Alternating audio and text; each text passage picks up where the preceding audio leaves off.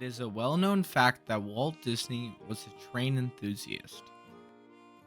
In fact, it was his love of trains that later led to the creation of Disneyland. Walt Disney was also a lover of the natural environment, which was exhibited in his true life adventure documentaries, which later led to the creation of Adventureland in the Jungle Cruise. After Disneyland opened, they had more creative freedom now because Disneyland was now a success. People thought maybe it might not be. People were doubting Walt and his crazy dream, but it eventually worked out.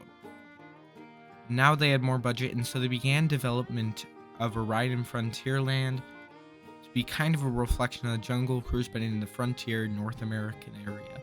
This was called the Rainbow Caverns Mine Train. In a massive area of Frontierland, nicknamed the Living Desert because it was meant to feel like a living part of the American Old West.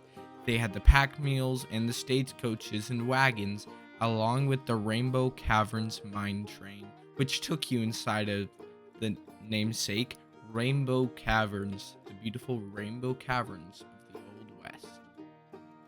Now, this attraction was quite the expensive addition. In fact, it was the most expensive addition yet since the park opened. It cost around $500,000 to put in, or in today's money, it cost around $5 million to put in. The Rainbow Caverns Mine Train was a D ticket, which at the time was the highest tier of ticket that you could buy in the ticket book. This changed, of course, with the opening of the Matterhorn bobsleds in 1959 and the introduction of the e-ticket. Later on, in around 1959, Walt Disney became dissatisfied with the scope of the Rainbow Caverns Mine Train ride and sent over WDI, or WED as it was known at the time, to go and expand and reimagine the attraction. So the Imagineers went in and greatly expanded the total footprint of the mine train and added a lot more mechanical animals. These were not full audio animatronics, those wouldn't come about until Walt Disney's Enchanted Tiki Room. These were more similar to the original Jungle Cruise mechanical animals.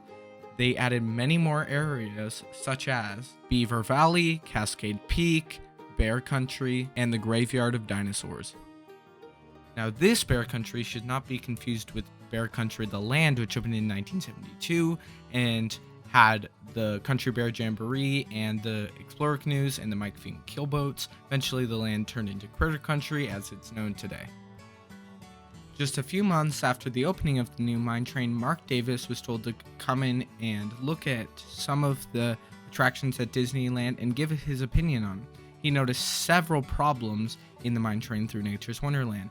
He even drew up a bunch of concept art. Now, Walt Disney liked all of these ideas, but the creators of the attraction's new version, like John Hench, did not love the idea of just after they changed it to add a bunch more changes, and after the World's Fair happened, it sort of was forgotten and it didn't get any of these changes. The loading station for the mine train through Nature's Wonderland was the town of Rainbow Ridge. You can still see part of this town in Big Thunder Mountain, but it is much smaller. Originally, it was much bigger to make it seem like you're in an actual huge, blossoming Old West gold town.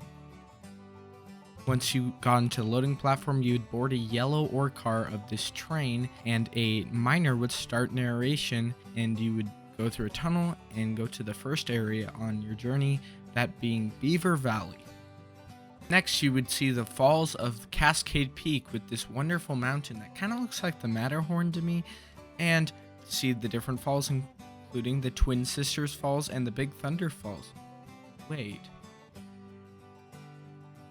Now we're passing into Bear Country, where the area was not barren. The area had many bears doing stuff. The conductor even said, bears are some of the most playful animals, lazy too. All they want to do is lay around and scratch and fish and swim. That is when they ain't sleeping. As you continued out of Bear Country, you would see two elk fighting in an area called the Olympic Elk before entering the Living Desert. When entering the Living Desert, you would see a beautiful desertscape environment before seeing a bobcat and some wild pigs. Next, you would go through the giant saguaro cactus forest, and the conductor would say that sometimes the desert heat would get to you and make these cactus take on the strange shapes like animals, sometimes even people. And each of the cactuses would have like faces on them. And then you would move on to Devil's Paint Bots, or Geyser Country, or Bubbling Pots of Mud. Water would shoot out of the mud like a geyser does, and there was different colors of like geysers all around it, and the conductor would make a few jokes like, "Sure glad y'all brought your raincoats." You would then see a coyote and go near the balancing rocks, which were kind of a little bit thrill for guests, like maybe the rocks are gonna fall on me, because they kind of did look like they were gonna fall on you. Then you would exit to the final scene of the ride. The final scene of the attraction was the Rainbow Caverns, and they were supposed to be actually incredible, and many say that many pictures and videos do not accurately represent the experience you would get in the Rainbow Caverns, and it would top it all off with this before returning to Rainbow Ridge and disembarking back into the park.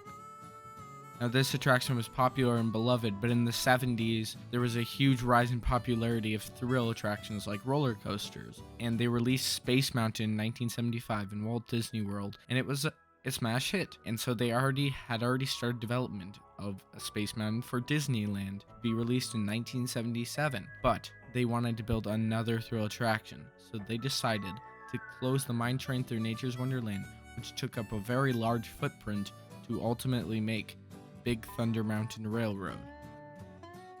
Mine Train through Nature's Wonderland ran until January 2nd, 1977. In its final surviving years, the attraction even got demoted from an E ticket to a D ticket.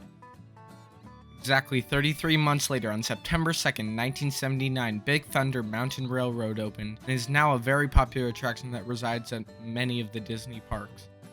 However, Big Thunder Mountain Railroad did not take up all the space once taken up by the Mine Train through Nature's Wonderland. Some of the space was used for the future Big Thunder Ranch, which opened in 1986 and later closed in 2016 for the creation of Star Wars Galaxy's Edge. Many remnants and tributes were left to the ride. This included Cascade Peak, which stayed around all the way up until 1998 when it suffered water damage and it had to be bulldozed. Near Cascade Peak, a small surviving train from the Mine Train through Nature's Wonderland was also used as scenery for the Rivers of America before it was ultimately removed in 2010. This surviving locomotive was later signed for a deal in 2016 where a group began raising funds to restore the engine. It was placed in a display in the Carolwood barn owned by Walt Disney. But some tributes and remnants still remain today, such as Rainbow Ridge still being able to be seen in the queue for Big Thunder Mountain, and a tribute to the original Rainbow Caverns, the Mine Train through Nature's Wonderland, and the very beginning of Big Thunder Mountain Railroad.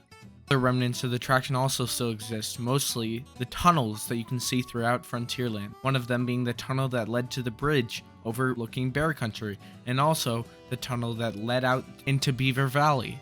The final tribute to this lost attraction lies in a Mickey Mouse short titled Nature's Wonderland, which was released in 2017, and as the name implies, it makes huge references and homages to this classic attraction. Thank you so much for watching this video, and if you enjoyed it, I would also recommend my video about Big Thunder Ranch. You can click the end screen right here, and thank you guys for watching.